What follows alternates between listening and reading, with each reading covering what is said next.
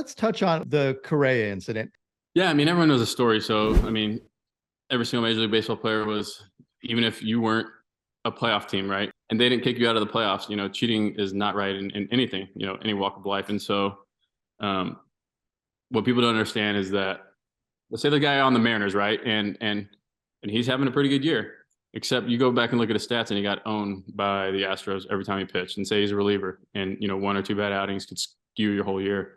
And so say he's going to arbitration or he's about to be free agent, like that costs millions and millions of dollars. And so there's an anger behind that. It's not only that people don't realize that, oh, they cheated their way to the ring. No, they cheated hundreds of guys out of money. All these people come from different walks of life.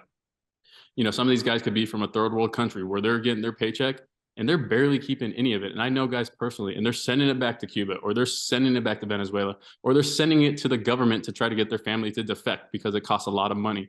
And so that's what really freaking pissed me off, is when the big picture of everything going down was a cheating. It's costing people big parts of, and you only get a chance to play this game for a little bit. And that guy might have been great that year and he'll never be great again.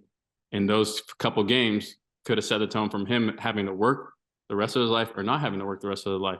And so when you look at it like that, it really gets more irritating to me and I get more passionate about it. And so the whole thing goes down, and, in that moment, it's one of those things where, everyone knows the pout, and, I have tons of kids, and when they're acting like babies, my wife tells me, to this day, this morning, she told me, stop making fun of him. And I say, he's a crybaby. He needs to learn. No, he's just, he's 2.5. And I'm like, well, she's like, you're not making it better by going, so when I saw what happened at that moment, it acted like a child. And so what I would do to my 6-year-old right there, you just saw, I'd be like, are you sad? So that was just an instant reaction that came to me, being authentic. And so, trying to keep it short for you. That's kind of it in a nutshell. You make a great point, and I think people don't see what the fallout of what happened, because, for example, I've had Yu Darvish on, and he was one of those guys. Like, he had, he thought he was tipping pitches, thought it was a whole bunch of different things. And his kid was watching the game and they were booing him, in Dodger Stadium, saying, basically your dad sucks. And if your kid's at a game and you have to go through that and you see your kid crying because of something that was cheating, yeah, it that takes a whole nother level of the game. It's the human element that you have to go home to your kid. And as a professional athlete, it's okay if you lose fair and square. If you don't, it's a whole different thing. And I understand the chip on your shoulder for that, or wanting to send a message that that's not cool. Yeah, no, exactly. And I think, if you ask everyone else in the league at that point, like, I've had numerous guys come up to me, that I've never even talked to, I'm shagging the outfield, like, dude, that was dope. Like, you're freaking hilarious. Like, you're amazing, numerous times, more than freaking 8, different players that I've never even met, from stars to non-stars to, coaching to the coaches' staffs. Like, man, I wish you're on our team, guys like that. And so, in a way, it was, I wasn't trying to be a face of anything. It was just me being me. And, it's a way for, fighting for the kids who are getting bullied at school. It's a way for, someone to finally stick up for somebody. And I've been that way my whole life, whether it's my first fight ever was sticking up for one of my teammates, actually, in Las Vegas, to what I thought he was like a little skinhead bully. And, me dropping this dude who's a foot taller than me because he's picking on a kid I was tiny, who's even smaller than me. And so that was my first, incident with actually getting in a physical altercation. And so it's not like I'm 6 feet tall. I'm not going out there being the bully, and people always like, oh, why are you bullying? Like, no, it's the big picture of, what is being a good person versus a shitty person ultimately. And you had the same thing with it. It almost was a synopsis of your upbringing. Like, you definitely grew up with a bit of a chip on your shoulder. You get that with both. I mean, I guess it's both the Astros and the Yankees with the Austin fight.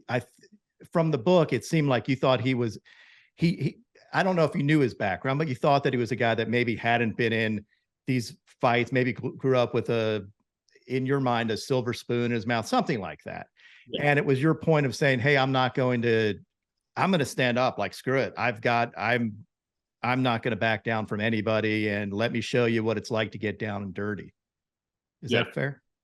No, that's definitely fair to say, and especially like we were a close knit group in Boston. In 2018, best Red Sox team to ever do it, and it was one of my best friends, who's lived with me in spring training, who lived with me up until a couple years ago, Brock Holt, and he's like a brother to me, and so everything about it doesn't matter which way you look at it.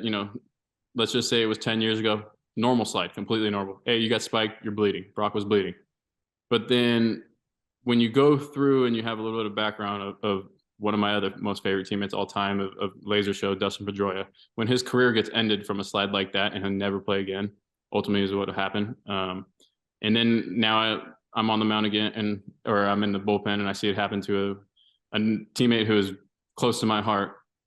And I didn't know the actual physical damage. Brock was bleeding, and his legs, and people say, "Hey, be tough."